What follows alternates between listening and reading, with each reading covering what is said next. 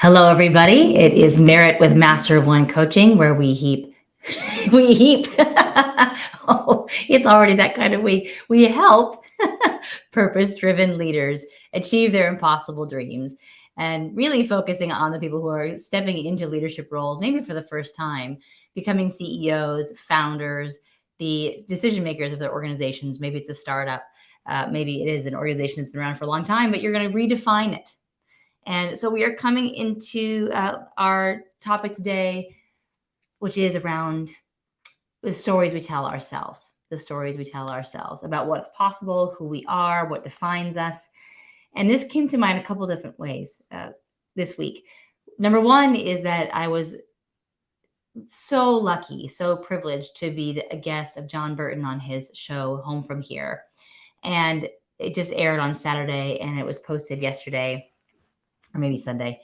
And it is now today number 9 in the world on Mixcloud under the talk category and 11 under the acoustic category, or under the acoustic category, I think.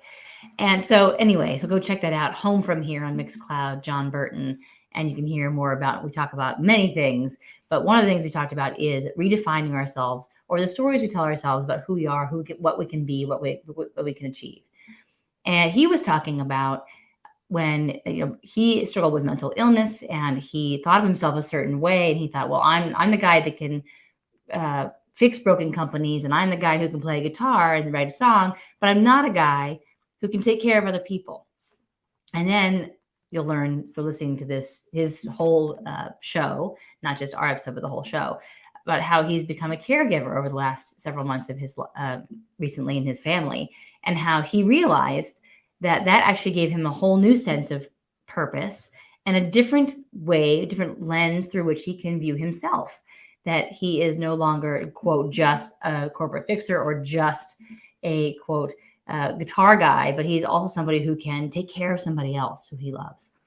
And that was kind of surprising for him that he could think of himself that way for the first time in his, he's 59, so almost 60 years old. And then this morning I was on a live with one of my clients, Michael Esposito, who is an amazing entrepreneur, and he goes live every morning on Instagram under Michael Esposito Inc. And we were talking about heart-centered leadership and about the stories we tell ourselves. He was talking about the story he tells himself about a certain task that he has to accomplish in order to get a certain goal, and how he was telling himself that this task is drudgery. He hates it. He doesn't want to be defined by this kind of task and this role. He doesn't want to be this guy who does this thing. And we talked about how he can redefine himself and redefine the task as something that's more related to his purpose and his overall goals of who he is and who he was becoming. So this gets me thinking about how we all tell ourselves stories, right? We all tell ourselves about who we are and who we think we are, who other people think we are, who we think they think we are. And I'm curious about who you might think that you are. I'm curious about what stories you're telling yourself that might be limiting you. It could be that you think, oh, well, I can't be an entrepreneur because I am a person who needs stability and security, and there's no stability and security in entrepreneurship. Well, that's a story that we hear a lot, but it isn't actually true. It can be true, but it doesn't have to be true for you. Or it could be that it's a story about, oh, I don't know how to find, I'll never find love. I've had heartbreak in the past, and it's just not for me. So I'll just stop. I'll just stop trying to go find full love. I will call myself terminally single, and I'll never try it again. Right? The story I'm telling myself is there's just not for me. Well, of course it's not going to be for you if you tell yourself it's not going to be for you, right? And the power of these stories that we tell ourselves. So if you're in a pattern of telling yourself a story that is limiting you in some way, and it feels limiting in some way. So there are also stories we tell ourselves that are expanding and connecting, and I'm powerful. I am a powerful manifester. I am a creative leader. I am humble and willing to make mistakes, and also I'm always growing. Like, those are stories that are really supporting our growth and supporting our expansion. If you're telling yourself a story that is limiting you in some way, that doesn't feel right, that feels sad, or that feels constricting in some way, in a way that doesn't feel comfortable for you, or feels like it's limiting your growth, then I'm going to ask you to ask yourself this question. And the question is this: what if things were different? What if it was different? And what would be possible if this story was different? Now, it doesn't mean you have to go and change the story. You can have your story if you like. You can hang on to those stories for as long as you like, for as long as they serve you enough to get you where you want to go, or they keep you comfortable enough to be where you are and you're happy with that. Because change is hard, right? Change is really hard. And defining how we see ourselves and how we see our world is extremely hard. It's one of the hardest things we can actually do is change that. So I'm curious about that. I'm curious about what would happen for you if you changed the story just a little bit.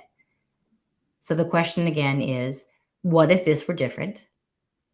What if the story I'm telling myself about blank situation were different? And then following that up with, what would be possible if this story was a little bit different? Maybe another question, another way to ask that is, what could change? What might be different if I were to look myself as a caregiver in a way that I never had before? Could I actually maybe show up differently and be the caregiver that I want to be in this situation? Life often presents opportunities for us to grow and reflect and reassess who we are and what we want. And the moments at which we decide that we're going to embrace that change, even if it's just minor, are really pinnacle moments for us in our growth and expansion as souls on the planet. So how does this relate to leadership? Well, of course, it relates directly to leadership because we are the leaders in our life, in our world, in our relationships, in our roles. And so any growth we do in our own inner world is growth that we can then apply to our outer world. If I see myself as a more expansive leader, as a more supportive leader, as a more humble leader, as a more successful leader, as a leader with more impact in the world, then I'm going to start carrying myself differently. I'm going to start interacting with people differently. I'll tell you, this very specifically happened to me recently, or there's an opportunity in my life recently where someone has presented me an opportunity to take a big role on for them in their company. And it's something that this has actually happened twice in the last few months, where someone has presented me with an opportunity and said, hey, you know what? I really love the work you're doing. Could you maybe do it for my company in a more permanent capacity, right? And gosh, before I started doing this work in my own life and in my own profession, my own career, I never would have thought that anybody would even consider me for a role like that. But now I'm being presented with opportunities that I would never have dreamt up for myself. And it's all because I started talking the talk here a little bit, but also because what's happened since then is when these two people have come to me and provided these opportunities or these possibilities for me, it has changed the way I see myself. It's changed the way I'm showing up in the world a little bit. It's changing the way I'm understanding my impact.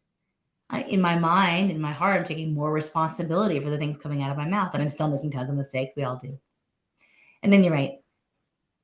What would be possible for you? Well, what would be different for you if the story you're telling yourself changed a little bit, if it were different?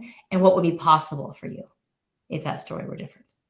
So 2 questions to consider this week. This is your tip of the week, if you will. And I hope to see you all soon. If you want to answer these questions in the chat, I would love to see your answers.